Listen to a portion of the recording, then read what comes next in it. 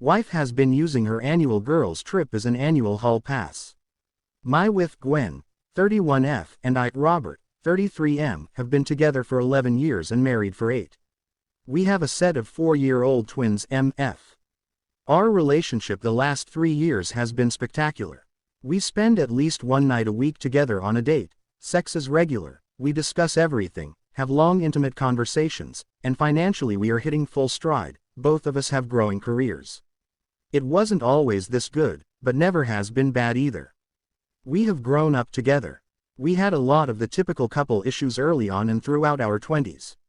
But each challenge just seemed to bring us closer in the end. That's what makes what I found out 2 days ago so much more devastating. My wife has been cheating on me. Every June, my wife and her best friend, Scarlett, take a girls' trip. It's been a tradition they've done since they were 18. It's nothing crazy. They usually just pick a nearby touristy town and spend the weekend shopping, or laying by a pool, or doing spa treatments. Nothing too over the top. She has this year's trip already booked and it's in just a couple of weeks. The other day, I was looking at our bank account app, and it wanted some mandatory info verification for privacy's sake. I clicked the button and it went into 2-step authorization. Clicked OK and it said it had to send me a code via text, but it's my wife's phone tied to the account. I begrudgingly got up and went and found her phone. I would normally ask but she was napping and I didn't want to wake her. I picked the phone up and hit for the code to unlock since it obviously wasn't going to recognize my face. I know the PIN, it's the same thing she uses for everything. Once unlocked she has Snapchat open, and there's a message from her BFF in the chat. It says, "Are you really going to go through with it?" A sense of dread washed over me.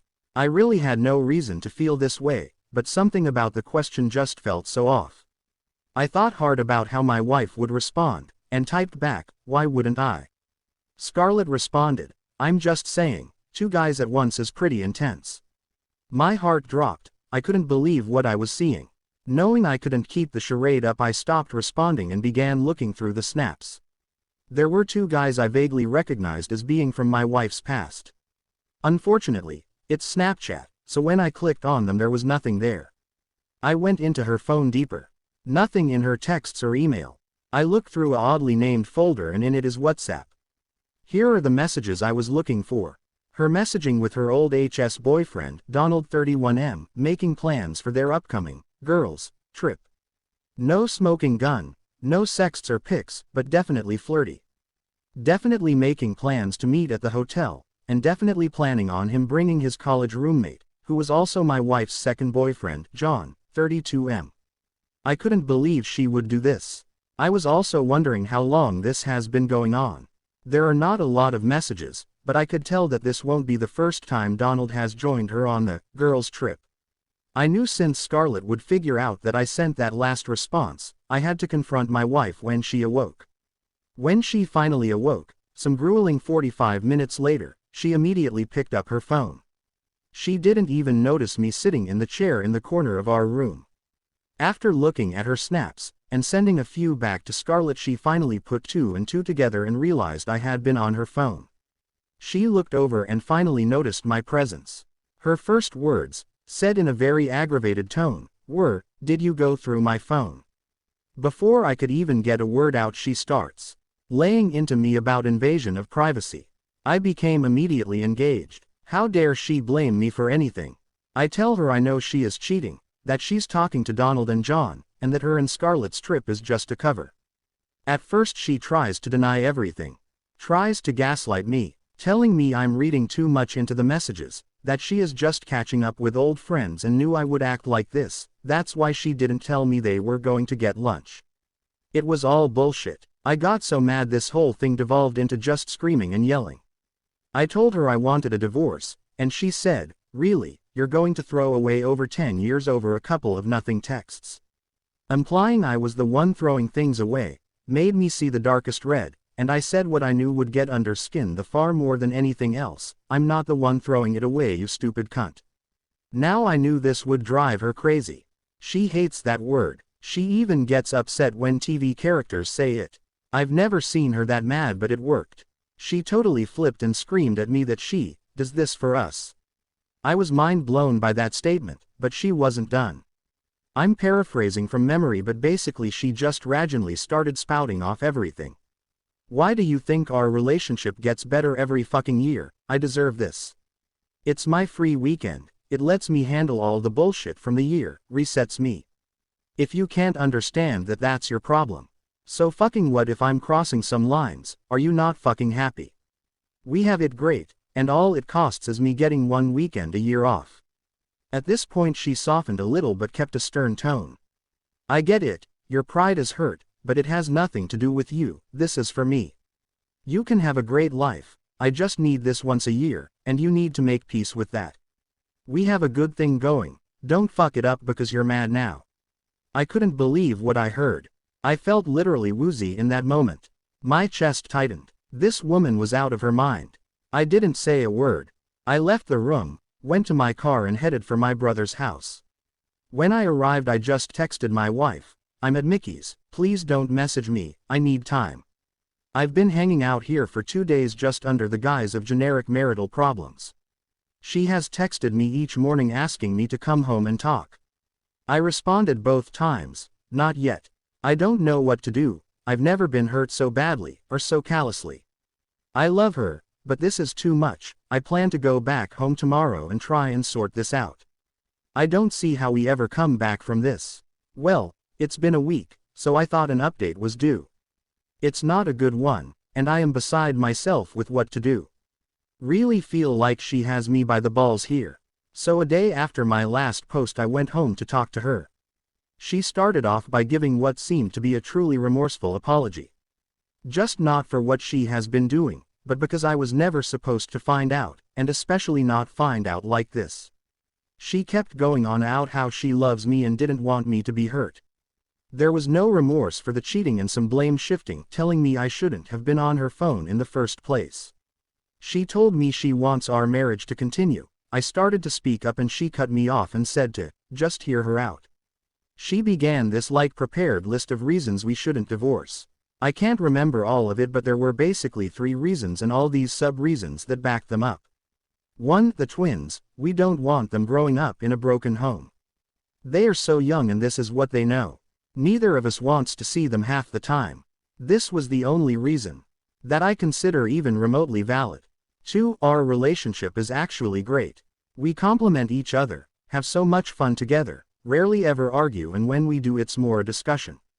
We indulge each other's likes. We have sex often, just on and on. Up until a few weeks ago I would have agreed with all this completely.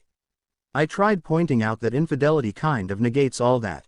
This is where I could see she felt no remorse and I could tell she believes all her own bullshit. She said the girls' trip is what makes all this possible. I was dumbstruck. She went on to say her yearly trip allows her to get all of it out her system. It's the reason she can be all these great things all year long. That anytime she feels a little resentment about something, or I am just getting under her skin, or she doesn't feel like having sex or indulging one of my hobbies, she can always put that aside because she has this.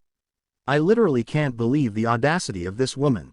3. Financial stability. Wasn't much, just her pointing out how much difficult it'll be with us both on our own, as we live so comfortably and get to do so much because we both are good earners. Who cares? When I finally got to speak, I told her how hurt, betrayed and insulted I was. She did tear up and apologize for hurting me, but at no point did she apologize for the actual cheating. Sticking to the idea that I was never supposed to find out. I asked how long, and she said 10 years, that's basically our whole relationship. I began to ask for more info but she cut me off again and said that talking about the past is just going to hurt more. She wants to talk about the future and what I needed to work this out. I told her if you want to reconcile then obviously this trip needs to end. She stopped me there and said, no, I'm not going to stop, I'm still going this year. I got pissed and yelled, then we are done, I'm leaving and divorcing you. This is when things turned worse. She sighed and said, no you're not, I didn't want to do this but you lose if you leave. We will split custody, we will split our money, but we will also split our debt and I have more than you, half will become yours. The house is in my and family's name, and is a premarital asset. Also, you don't have any proof I did anything, You saw some vague messages that are now gone. I bet you didn't send them to yourself or take pics, did you? This is a no-fault state with no infidelity clauses. You're fucked. I'll be really devastated to be without you. I don't want you to think I don't love you, but I'll move on, here in this house, with more free time. You'll move in with your mom or brother, and be miserable trying to rebuild on your own. I felt so defeated in that moment, and she could tell. I sat there just wishing I could disappear.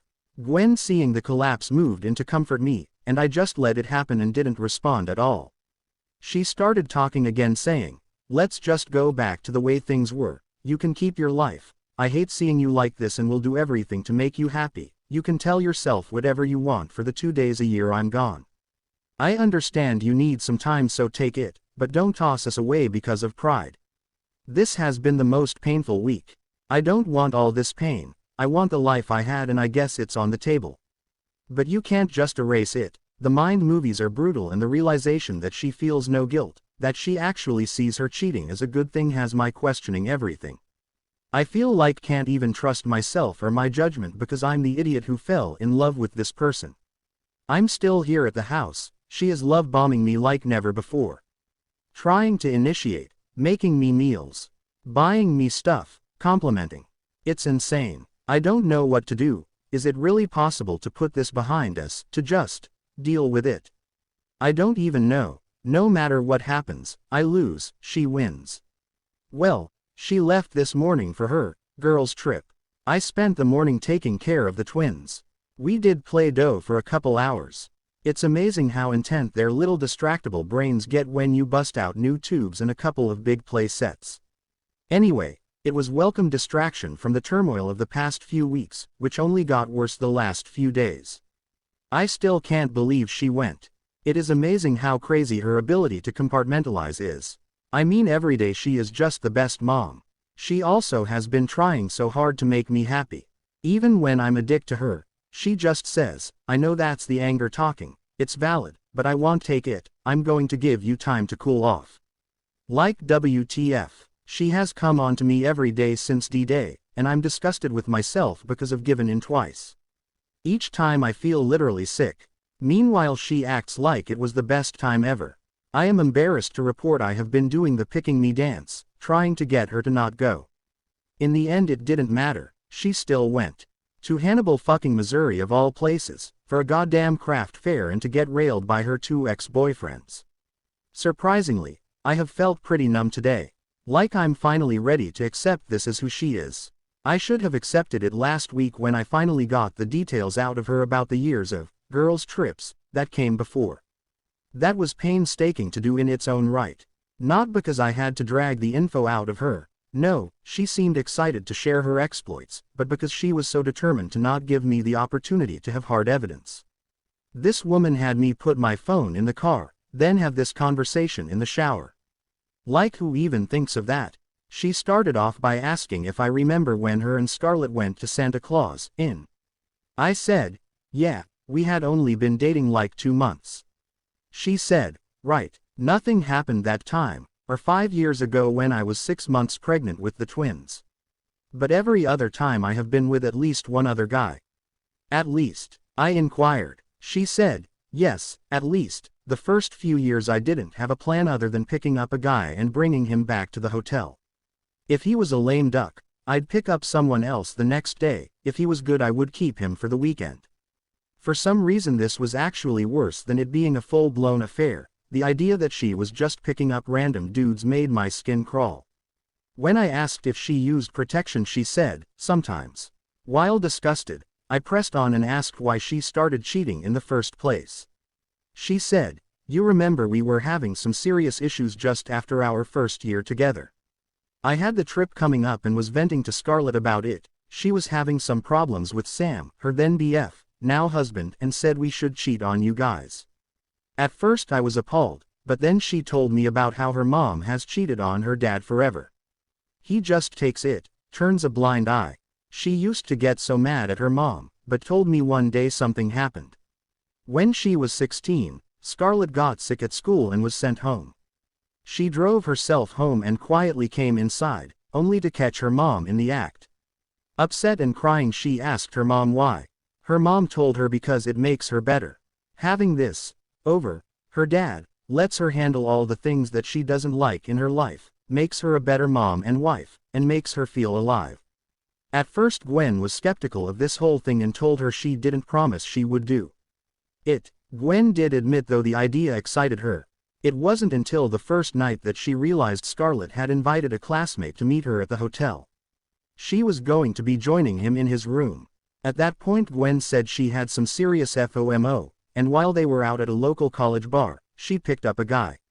Apparently she picked right, and kept him on retainer for the rest of the weekend. This is when Gwen went into a whole monologue reminding me about how she is all year long, but especially after she returns from the girls' trip.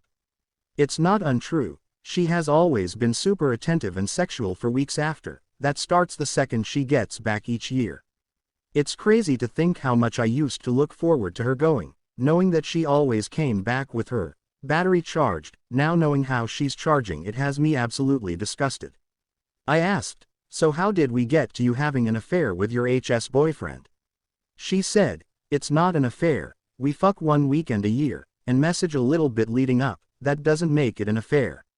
But to answer your question, after the first couple years of random guys worked out, the next 2 years didn't, so I decided to do what Scarlett does and invite someone. The first time was a client and it went great. The next year, we had just gotten a hot intern at work and he was always flirty, so I invited him. The weekend was amazing, but when we got back he was clingy. I ended up having to threaten him, and I learned coworkers don't make good choices. I ended up reconnecting with Donald at our HS reunion 4 years ago. He's also married, so I knew it was safer than single guys. He had something to lose too. Don and John are still best friends. John is also married. Being with two at once has been a fantasy for a long time, so I figured why not, and just asked. I should have quit then, but I didn't. I did this pick-me dance for another week. But now she's gone for the weekend. But I'm about to be gone too. I'm not going to live like this. She thinks she has me. But what she didn't anticipate was me going numb. I might not have a plan right now, but I have time, and I will make sure she sees consequences for this. Edit. Getting a few questions on the history between Gwen, Don and John. Gwen and Don were HS sweethearts and decided to break up amicably right before going to the same college. They kept up a friends with benefits thing for the first semester until Don got GF. John was Don's roommate freshman year and they became best friends, so the three of them, and some others, hung out a lot. When Don got his GF, John asked if it was cool for him to pursue Gwen, and Don had no qualms with that and they all kept hanging out until John and Gwen broke up after about a year. Shortly after that I came into the picture and she lost touch with both of them until the HS reunion. It has been a long time since I last posted, but with as many people who offered support and advice, I felt I owed you all this 1-year update. I know everyone wanted me to just divorce and move on, and I would have loved to, but I also needed her to have consequences. It took me months of researching and planning, but when I was ready I was going to make her pay for her callousness. I knew I couldn't do scorched earth. Between my state's laws, custody, the fact we both have good jobs, dumpster fire was going to be the best I could pull off. But you know what? Dumpster fire was good enough. I'll never forget the look on her face. When Gwen got back from her girls' trip, she tried to be her usual loving self, tried to initiate, tried to tell me about it. WTF. I played like a broken man while rejecting her.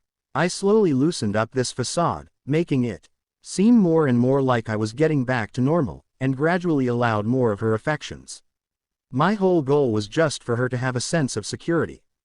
I still remember the threats she made right after D-Day, and I'll never forget her telling me I would be the loser in all of this no matter what. Well, I wasn't going to lose, she was. Her biggest flaw was complacency. She expected everything to just tick on as normal, and she was in way too much fog to even think I would pull the shit I did. My first plan was to hurt her financially. Not a ton I could do here, but I did empty our joint savings account. I then used that money to pay off my debts, notably the car that was in my name.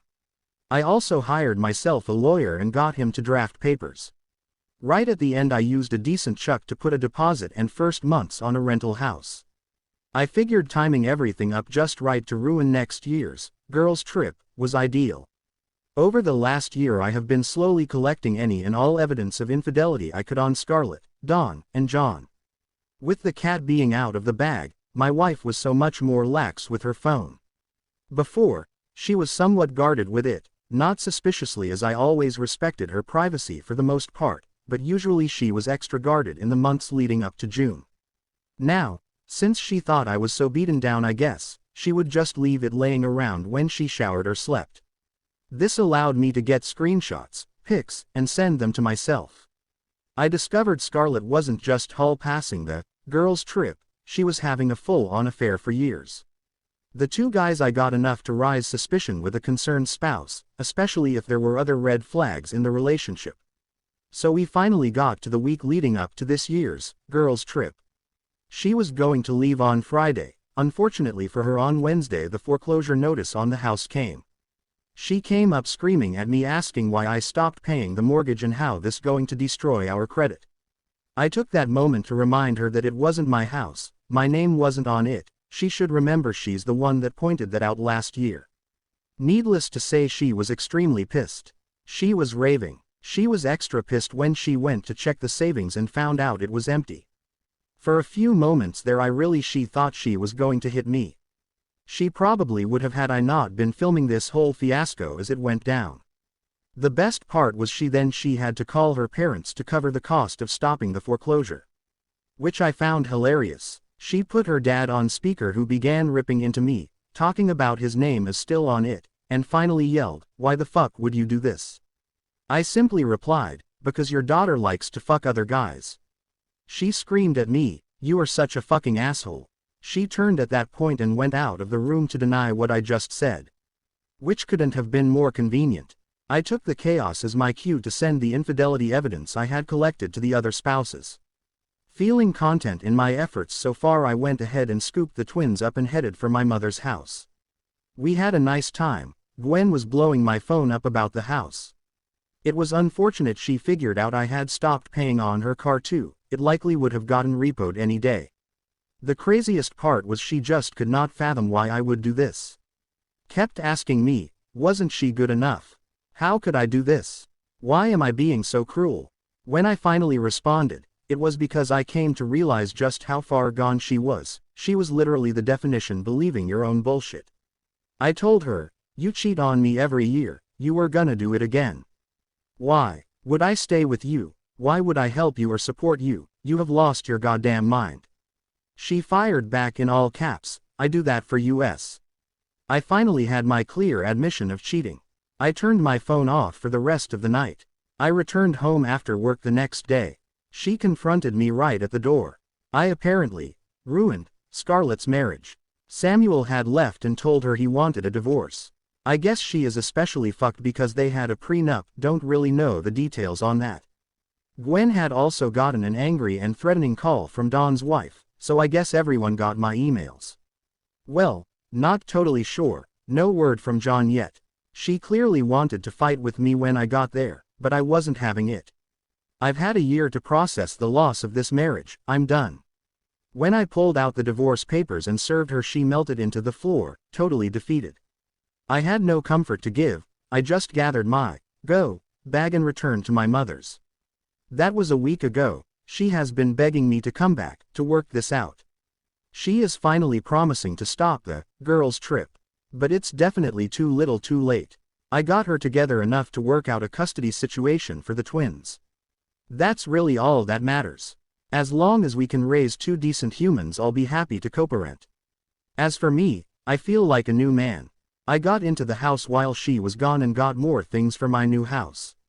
I bought the twins new rooms with some money I had been setting aside to do so. The divorce will take time. I'm worried she will contest it, but I'll cross that bridge when it comes. For now I'm just going to try and enjoy each day, and maybe plan a boys' trip.